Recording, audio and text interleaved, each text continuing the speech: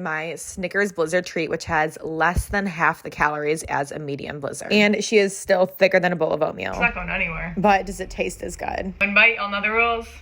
Cheers, bitches. This is so fucking good.